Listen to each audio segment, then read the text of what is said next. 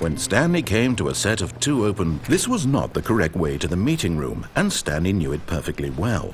Perhaps he wanted to stop by the employee lounge first, just to admire it. It was okay. But eager to get back to business, Stanley took the first open door on his left. Stanley was so bad at following directions, it's incredible he wasn't fired years ago. Look, Stanley, I think perhaps we've gotten off on the wrong foot here. I'm not your enemy, really, I'm not. I realize that investing your trust in someone else can be difficult, but the fact is that the story has been about nothing but you all this time. There's someone you've been neglecting, Stanley. Someone you've forgotten about. Please, stop trying to make every decision by yourself. Now, I'm not asking for me, I'm asking for her. This is it, Stanley. Your chance to redeem yourself, to put your work aside, to let her back into your life. That's her, Stanley. Oh, no, you can't. Did you just unplug the phone? No, that wasn't supposed to be a choice. How did you do that? You actually chose incorrectly? I didn't even know that was possible. Let me double check. No, it's definitely here, clear as day. Stanley picks up the phone. He's taken to his apartment where he finds his wife, and the two pledge themselves to one another. Music comes in, fade to white, roll credits. Not picking up the phone is actually somehow an incorrect course of action. How is that even possible? None of these decisions were supposed to mean anything. I don't understand. How on earth are you making meaningful choices? What did you... Wait a second. Did I just see... No, that's not possible. I can't believe it. How had I not noticed it sooner? You're not Stanley. You're a real person. I can't believe I was so mistaken. This is why you've been able to make correct and incorrect choices. And to think I've been letting you run around in this game for so long. If you'd made any more wrong choices, you might have negated it entirely. It's as though you completely ignored even the most basic safety protocol for real-world decision-making. Or did you not grasp the severity of the situation? Well, I won't have that kind of risk on my watch. I'm going to stop the game for a moment so we can educate you properly on safe decision-making in the real world. Please observe this helpful instructional video. Choice. It's the best part of being a real person, but if used incorrectly can also be the most dangerous. For example, in this scenario, a hypothetical real person named Stephen has a choice. He could spend years helping improve the quality of life for citizens of impoverished third world nations. Or he could systematically set fire to every orphan living in a 30-kilometer radius of his house. Which choice would you make? Remember that unlike here, the real world makes sense, and at no time should you make a choice that does not conform to rational logic. If you find yourself speaking with a person who does not make sense, in all likelihood, that person is not real. Allow the person to finish their thought, then provide an excuse why you cannot continue talking. Turn to a partner and practice saying, "My goodness, is it 4:30? I'm supposed to be having a back, sack, and crack."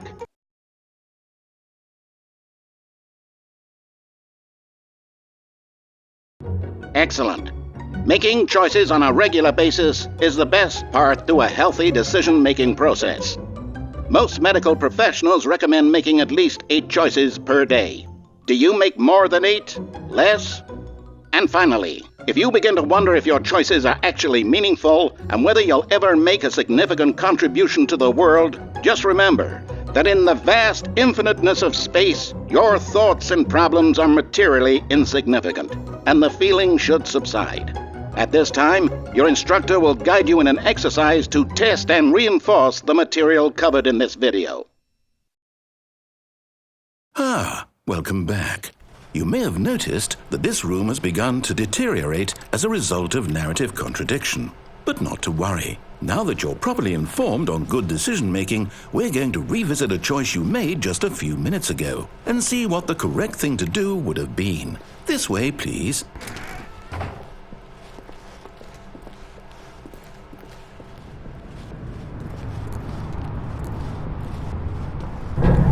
Now that we know your choices are meaningful, we can't have you jumping off the platform and dying. Imagine the main character dying senselessly halfway through the story. That story would make no sense at all. We just need to get you home as soon as possible before the narrative contradiction gets any worse. Unfortunately, it seems this place is not well equipped to deal with reality.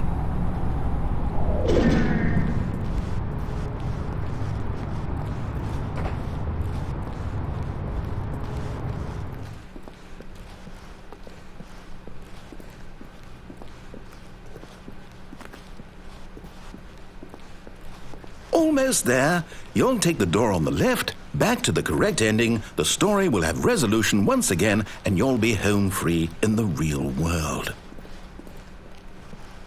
Now remember, all you need to do is behave exactly as Stanley would. That means choosing responsibly and always putting the story first. I'm quite sure you'll be up to the task. Just follow my lead and you'll be fine. All right. When Stanley came to a set of 2 open doors, he entered the door on his left.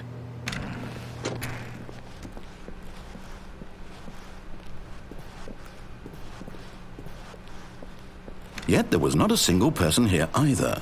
Feeling a wave of disbelief, Stanley decided to go up to his boss's office, hoping he might. Coming to a staircase, Stanley walked upstairs to his boss's office.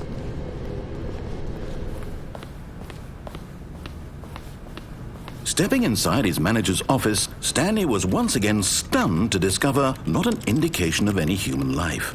Shocked, unraveled, Stanley wondered in disbelief who orchestrated this, until he saw the door with a voice receiver next to it. Surely behind this door lay all the answers to his questions. And beyond all probability, he knew the passcode. He had seen it on his boss's computer just last week. Nightshark 115. Was this the code to open the door? Would it still work? There was only one way to find out.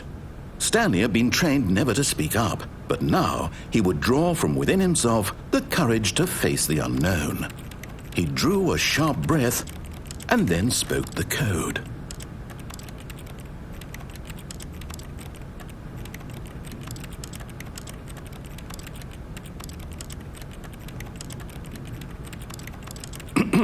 Stanley spoke the code.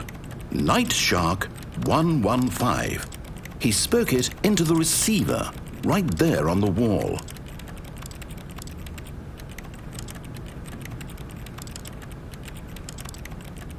I'm sorry, is there a problem? You didn't mishear me, did you? Please speak the code into the receiver. Otherwise we can't get on with the story. This is a crucial step.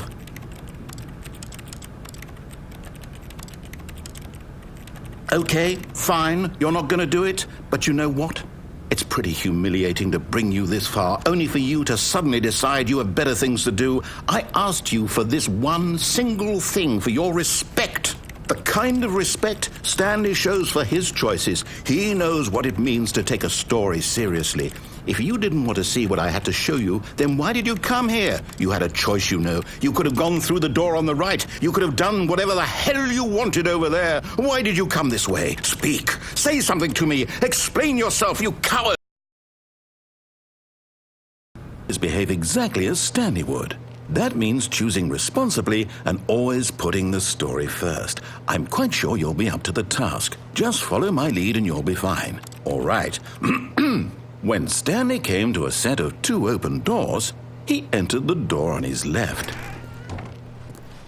No! Why did you do that? Quickly, hurry back in the other direction. Perhaps we're not too late.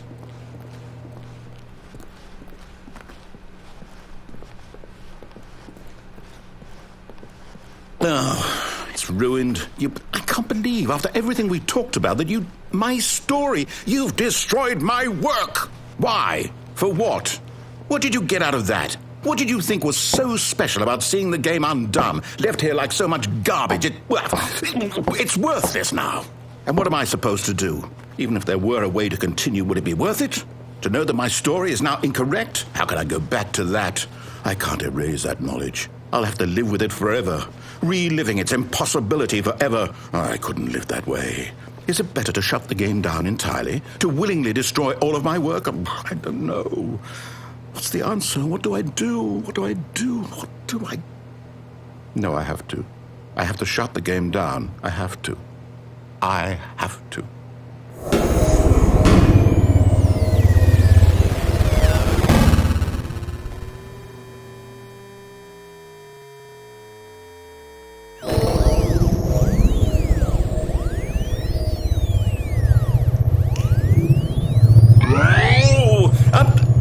I'm here. I'm still here. Here in this pile of rubbish. With you. You, who thought you were so clever. Now look where we are. My entire game is destroyed. It was the only thing in the world that was mine, and you've run it into the ground. What, did you think that would be funny? You just had to see? Didn't I impress upon you how important it was to be like Stanley?